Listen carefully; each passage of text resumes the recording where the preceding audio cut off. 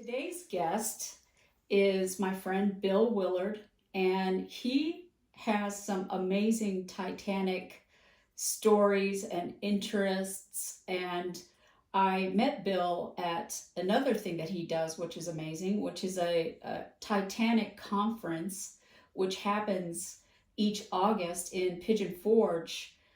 And I met him, I guess, what, 3 years ago? 2018, maybe, or 19. 2018. And uh, A couple of years. oh yeah, a couple years. And it's a wonderful convention, and people come actually from all over the country. And maybe were there any people from outside the U.S.? We had one scheduled last year. Ellie Moskowitz was coming to talk about his book, The Jews on Titanic. But due to COVID concerns, he was afraid that he would get out of his country and they would lock down and he would have no way to get back home. Right. And so he felt it best to cancel. He's going to be at the Titanic Museum in July, and if anybody is going to be in that area, but he will be there in July. And great author, has done tremendous research on the Jews that were on Titanic. And we were looking forward to his presentation, but we understand that safety was his number one concern. And maybe we will get him back in the future. Absolutely. It's good to know that Ellie's going to be here in July. I might try to have him over for dinner. I'm only, like 45 minutes or an hour away from Pigeon Forge. So hopefully I'll get to meet him and show him some of the research that I've found since he initially contacted me to get information about Mama Axe. Of course, let me just explain for people who haven't subscribed to the channel or listened to many things on my channel.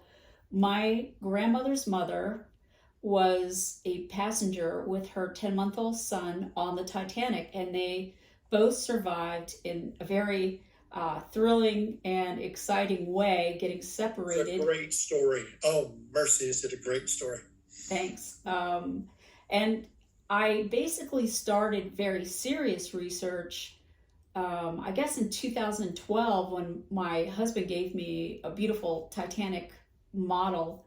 And after I retired at the end of 2019, it's really picked up, and I've made every attempt to go to every primary source I can, including the Walter Lord's files that he donated to the Caird Library inside the Maritime Museum in London.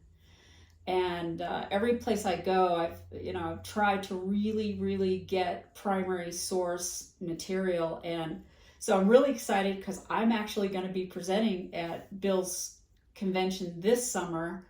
And I think I have some new stuff for you, Bill. I'm excited. We're looking forward to it. The first time you presented, you brought some family photographs that just awed everyone. They just sat with you and you were pointing out who and what, and everybody just thought those were fantastic. And I know this year's conference, your presentation is going to be one of the best. Always is. Thank you, Bill. That's really sweet. But we're here today because I just find your story so interesting, and I know that people listening will also find it amazingly interesting because there's so many aspects to everything that you do. And I'm wondering if you could just share a little bit about your background and what you do that's not Titanic related, and then maybe a little bit about what piqued your interest and when and how you got so involved in this. Let me first do this. Titanic Conference 22, Titanic Con is what we've started nicknaming it now, is the last weekend in August in Pigeon Forge, as Shelley just said. We invite anyone and everyone who has any interest whatsoever in Titanic. You don't have to be a member of any group. All you have to do is just want to meet some Titanic enthusiastic people. Last year we had 14 states represented. And if you are in social media on Facebook, look up Titanic Con 22 and join our group, and you'll get information there. Thank you, Bill. I Yep. will put a link in the description of this video as well. Perfect. Thank you for doing that. I've been very blessed. I started researching Titanic a long time ago when I was in middle school, 1974. So I'm coming up on 48 years this summer that I've been involved in Titanic research, most of it being reading accounts, reading stories, reading different people's books. Then all of a sudden we have YouTube, and now we have over 20 million videos that people have created about Titanic, of which about half of them are either fake or repetitions of other people's work. And what you said was extremely important. Primary sources. I tried to learn from the great authors, the great researchers. That was the primary sources for me. As you mentioned, Walter Lord is one of the greatest. That led me to an opportunity to be at the wreck site in 1996. The group chartered a cruise ship that was going to circle the expedition while they were trying to bring up this large piece called the Big Piece. George Tulloch and RMS Titanic Incorporated thought a large piece of the ship represented more than just a small artifact. It may be something that people could look at and really think about how large this ship was. So I went out there in 96. I met the important players in the game. We had a cabin right above the gangway door. The door would open up and we'd hear that infernal hydraulic sound. So I would grab my camera and go down the stairwell right outside my door, and I'd get to meet all the famous people involved. And the Big Piece did not come up. It came up to the surface, but due to a lot of different errors, the piece could not come up out of the water. We were all disappointed. We wanted to see it, but this is real world. This is not always the Hallmark Channel where everything works out perfect at the end. The Big Piece went back to the bottom of the ocean, and George was going to try again in 1998 to recover the Big Piece. So the first American exhibition of the artifacts was in Norfolk, Virginia, at a museum called Nauticos, beautiful museum. So we made plans to go there, and we got there on day 2 of the opening. It opened on Thanksgiving Day, and we were in line to enter the second day. That's what Titanic geeks do, I guess. Huh. So we went in, and I saw PH Nargelet, and PH goes, "I remember you." And we started talking in the gift shop area. And before I knew it, he called George Tulloch over, and George and PH and I started some serious discussions. And I said, "Why do you not go deep into the interiors of the ship?" For example, in third class, those families carried everything they owned in their bags. That was their entire life in those bags that they carried with them to the New World, most of them that were steerage. And I said, "That is where you're going to find the stories." And I said, "We don't know many of those. Everybody knows the first class passengers and all their stories. But going into the third class seems to be where the true information trove will be." And PH explained that they had an ROV called Robin that cost about $1.5 million. Now, this was in the 1990s, so that would be much higher today. And he said they did not want to, it's tough to risk Robin to go into some of those narrow passages that are cluttered with debris. I am a physicist. I have 2 degrees in physics. And I said, well, if I build an ROV that works and it's expendable, would you use it to go into those areas? And both of them went, "You do this." And I said, "I can do this." And so we exchanged business cards, and I went home. That was in November. And in January, I made a nice long 3-page proposal and mailed it off to RMST in New York. Their offices at that time were in Battery Place, I think it's what it is. And 2 or 3 months later, I get this phone call, and it says, Billy, this is George Tullock. I guess you're in class right now. Give me a call when you get home. Here's my work number. This is my cell number. This is my home number. Call me till you get me today. So I had the number one man's personal information. And he said, are you serious about this? You will do it. And I said, yes. And we talked for about 45 minutes. He says, let me get back to you. That was his favorite phrase. Let me get back to you. And before I knew it, he had Bob Weiss on the telephone with us. Bob was president of Discovery Communications at the time. Discovery was going to sponsor the 98 expedition along with NBC. And Discovery thought this was an incredible component to a new story, that a high school physics teacher is going to make a camera system that will go down 2.5 miles to Titanic and send back pictures. So that's how we got involved. Over the next few months, I flew to France, to Toulon for the planning session. Great time. I sat beside Jean-Louis Michel. Jean-Louis Michel was actually captain of the ship that found Titanic. Bob Ballard was in it, in the ship, but Jean-Louis Michel was the captain. The man has the most incredible, huge hands. His hands are like enormous. He went to shake my hand, and I thought it was big until I shook his hand. But he is just one of the nicest people whatsoever, answered all my questions, was patient with me, and just, the only thing I didn't do is get a picture with him and an autograph. I thought, you dummy, go back and get that. That is the number one man in France that you need to have done that with. So we went out to the wreck site in 1998. We raised the big piece. We did quite a few other things. We came back, and I was, the best phrase that I've ever used is, I was completely blessed to be a part of that. I was a little fish. I was a nobody. I was brought along for the show and things like that, and to use the ROV. But on board were some of the best historians, Charles Haas, Jack Eaton, among others, Stephen Beale from professor at Harvard. David Livingstone was on board. David was at that time the number one architect at Harland and Wolff. He had the same job that Thomas Andrews had when Titanic was built, and he was brought along for the architectural analysis. We had Bill Garsky and Dick Silloway and Tim Wise and David Wood, who are metallurgists and forensic specialists who could look at pieces and come up with what happened for those pieces to get in those situations. We had television producers and cameramen, and we had some of the best people from NBC. Meade Jorgensen was on board.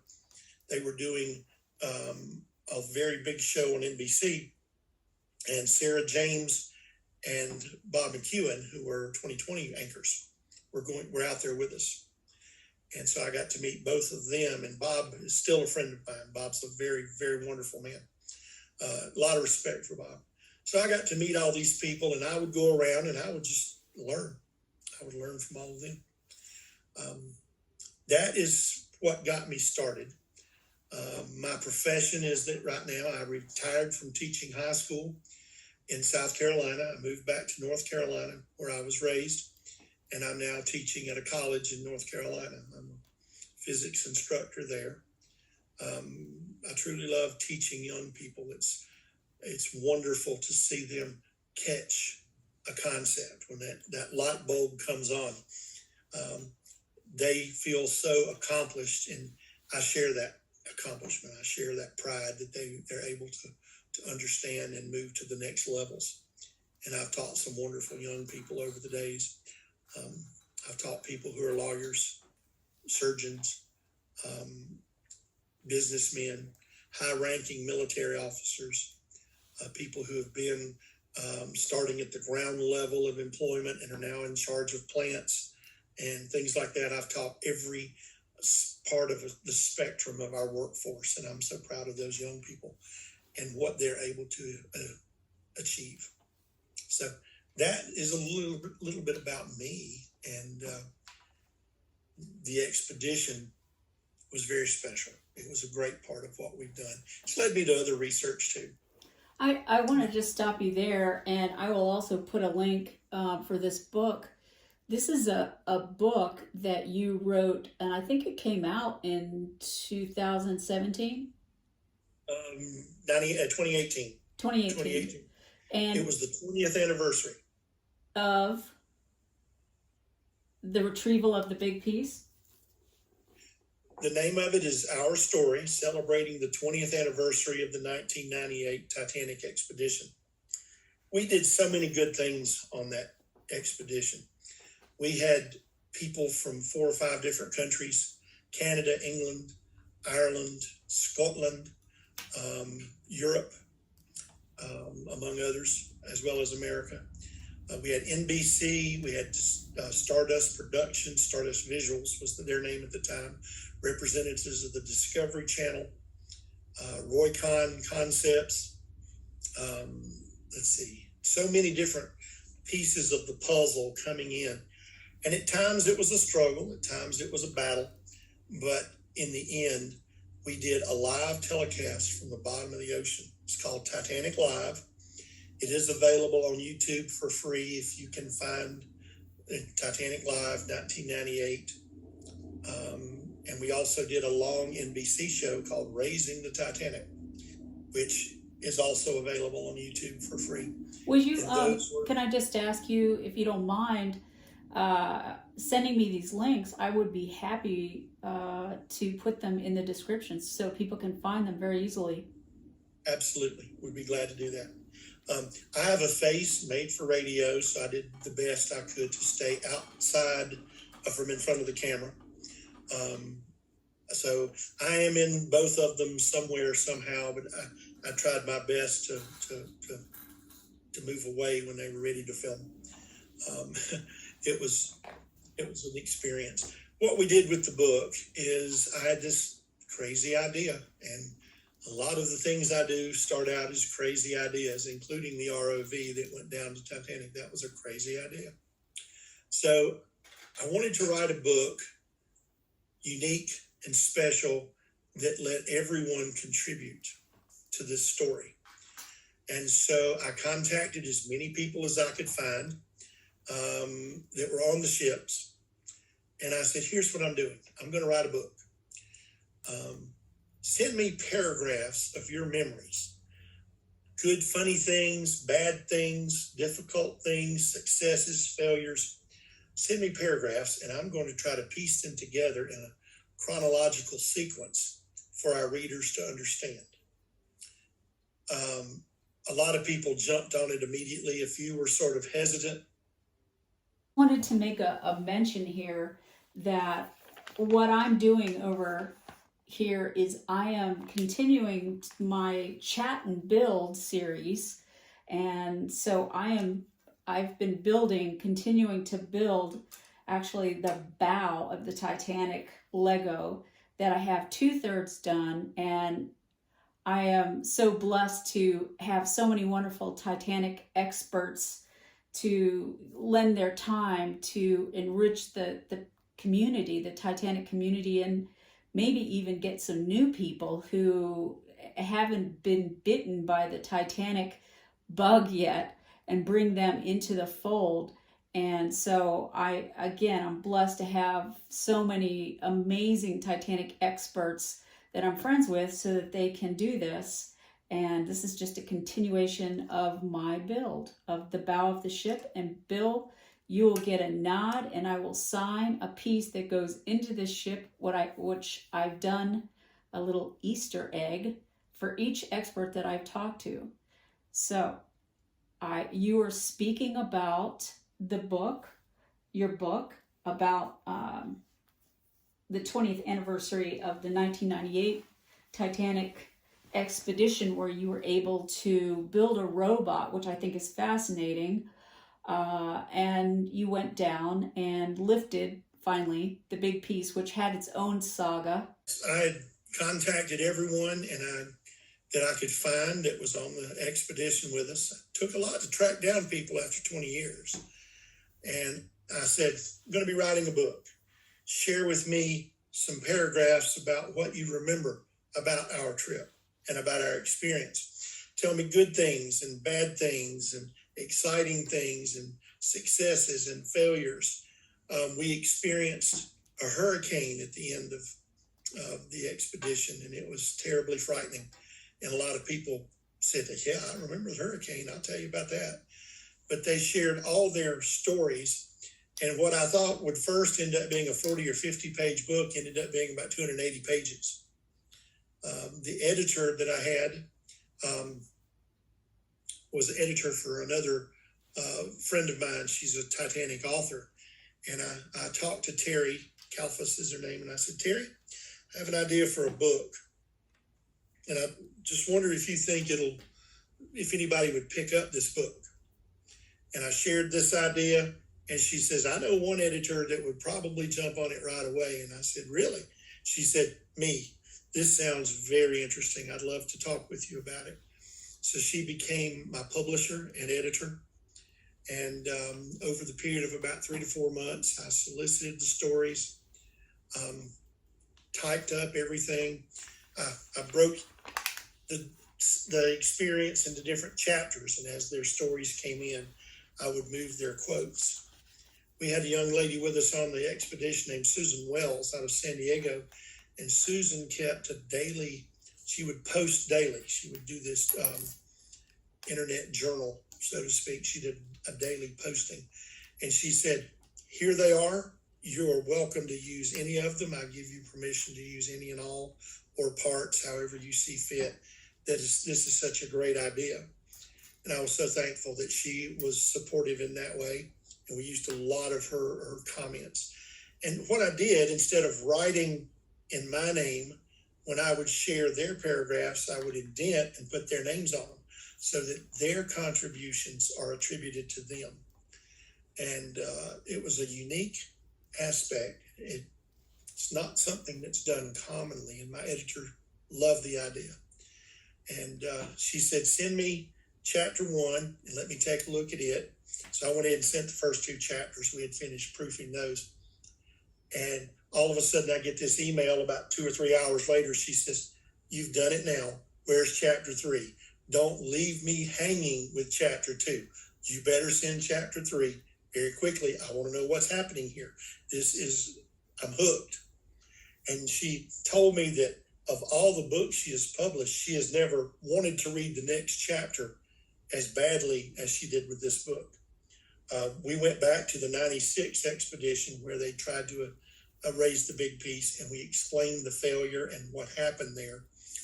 And we even revealed a couple of secrets that had never been revealed as to why the big piece ended up back on the bottom of the ocean. Long story short, the book was a wonderful journey for me, helping to recognize all those contributors to this project. Many people have praised the book, especially the people who were on the expedition, and they thought it was just such a wonderful tribute to that team that was out there. We had lost a few of the members, and we even have a little memorial section where we comment about those that we've lost. It's just a very special time. It really was. It was a labor of love for me. It was sharing an important part of my Titanic journey.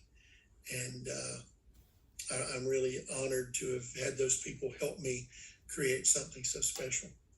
So that was all about the 98 expedition.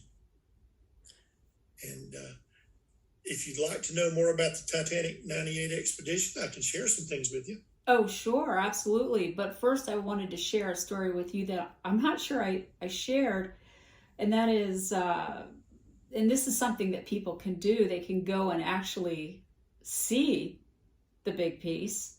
And I guess the smaller piece is in Orlando, I think. But the big piece, I went out for my retirement trip to Las Vegas, where the big piece is currently housed in the Luxor Hotel. There's a wonderful Titanic exhibit there that has several artifacts, including this big piece. And that's where I chose to go on my retirement trip.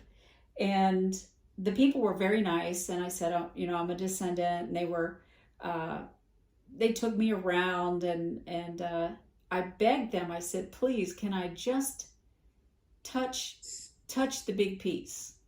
And they said, oh, no, we can't let you do that. But I think I finally wore them down because, I was there for a week, and every day I would go back, and, they would let me in and take the photos and everything. And finally, I kind of made friends with this one manager, and he said, okay, don't tell anybody. And he took me in. You're laughing because I think there are a lot of people who have actually touched the big piece. So I was so excited, and I had taken my great grandmother's wedding ring, which I have, and I wore it whenever I go and do research or, some kind of Titanic trip. And I had that ring on my hand, and we bent down, I crouched down, and I reached out, and I went to touch the big piece, and her ring clanked on the big piece on ding, ding, ding, ding, ding, ding. And I was so horrified. And he's like, it's okay. He laughed. He thought it was funny. You're not going to hurt it. But that's my big piece story. How did you feel standing there looking at it? I think what really stood out to me most was, well, two things really. One was the thickness of the glass in the portholes. It's, just not something I ever contemplated really. So that was, kind of mind-boggling. And then the second thing that really stood out to me was how violent the end of that ship's life had to have been, to see that shell plating, which was about an inch thick, twisted and ripped, literally ripping this metal and just twisting it like it was a piece of paper. It really brought that home to me, how incredibly violent that had to have been. And of course, as a musician, I always turn to the sound of things. And I think, what could it possibly even sound like to hear that kind of metal twisting and ripping and tearing? It had to have been the most incredible cacophony that my great grandmother heard when she was in that lifeboat. And not to mention the sound of all the plates and all of the boilers crashing through the bulkhead doors. And that's really, believe it or not, went through my mind seeing that piece of the ship, was how violent that had to have been to have that effect on that shell plating. It is a very powerful piece for many people. I stood in the big piece room when it was in Chicago, and some idiot had put gum on it. So I said, does anybody have a Kleenex? And someone said, I do. And I climbed over and took the gum off, and they were ready to find the person who did it and teach him a lesson. But people would come in and they would stand there, and as immense as that piece is, it symbolizes so much. And there were people with tears streaming down their face, thinking of that night, of what happened in those few hours, and of how it changed the world. They really did. So thank you for sharing that.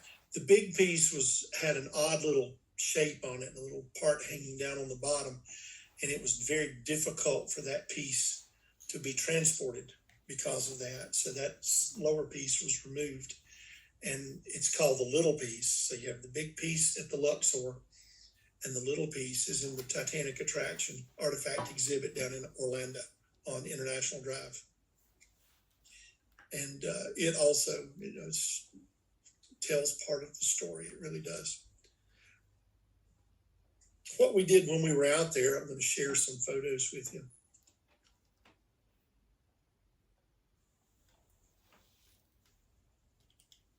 This is one of the 4 ships that were out there. This is the Ocean Voyager. The Ocean Voyager, as you can see, was my home for 6 weeks.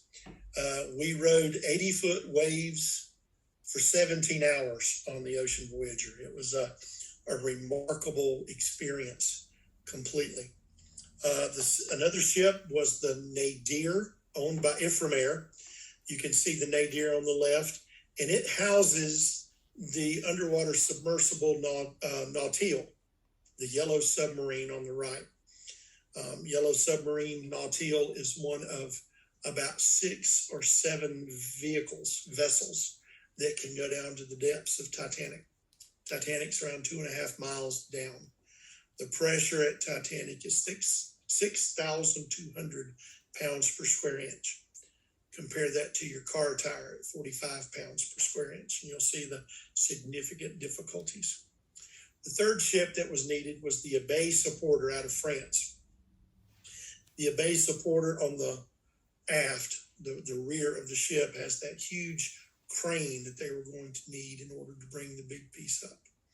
The Abbé Supporter was a wonderful ship. It brought up the big piece and proceeded to Boston with it. The last ship was the Petrel 5. We called it the prison barge because it was horrendous. The Petrel 5 had been an operational ship and had been in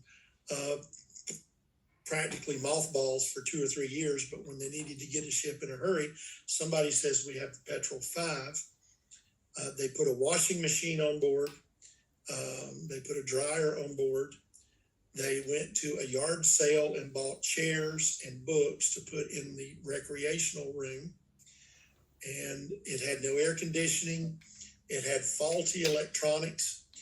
We had 2 electrical outlets blow during the expedition, and people had to, pat fires out, things like that. It was an experience, the Petrel 5. Now, to get on these ships and to be a member of the expedition on Ocean Voyager, you had to put on this orange suit. We called it a Gumby suit. And what it is, it's a neoprene life protecting device. If you fall into cold water, the neoprene keeps your body heat inside. Each one has a whistle and it has a blinking light. And as you can see, you're completely enclosed except for your face. It's also has flotation because it's neoprene, so it does keep you with your head up out of the water. This we had to put on in 2 minutes. You had to go from standing with your clothes on. The ship's quartermaster or first officer would have a stopwatch, ready to go, and there would be 4 of us. We'd take it out of our little bag. If you look at the young man in the blue on the left, he's got his suit in a bag at the bottom of his life vest. It was rolled up into looks like a sleeping bag roll. You unroll the suit, you take your shoes off, you slide in, you zip up, you put your arms in, you strap across under the lower part of your chin, and you have to do that within 2 minutes. If you do not pass the 2-minute test, you cannot be on board the ship with us. Now, this picture is from our ship during the expedition, and several of the people that are involved. The metallurgist that I talked about earlier, Tim Weiss, that's Tim on the extreme close right.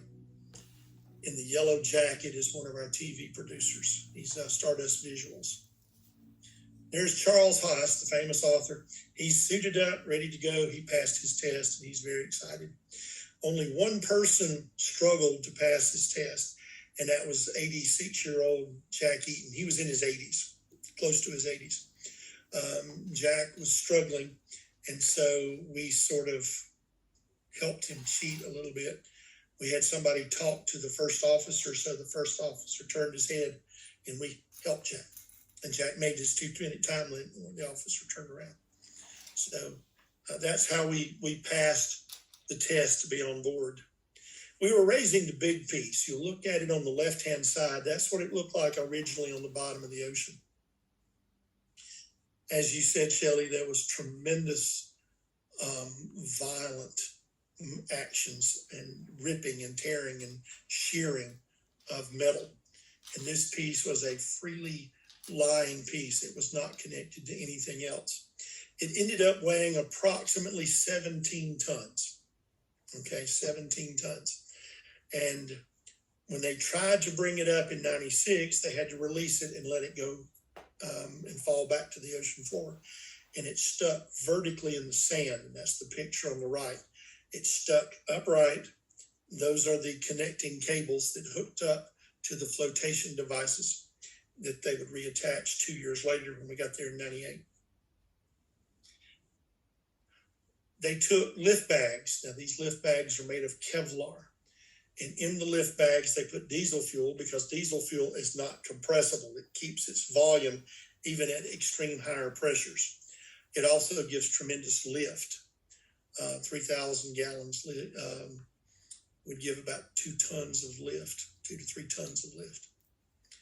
And so they would connect those lift bags to this piece, and then when the lift bags were released, they would pull, and it would pull the lift bag, and sure enough, slowly the big piece would arise to the surface, would rise up. The diver that you see is Bob Citrick. Bob has a great story that's in the book that he saw attached to the big piece. Bob is taking pictures of it. He's swimming around it while he's being recorded for the television purposes. But Bob was the on-site diver that got to see it up close first.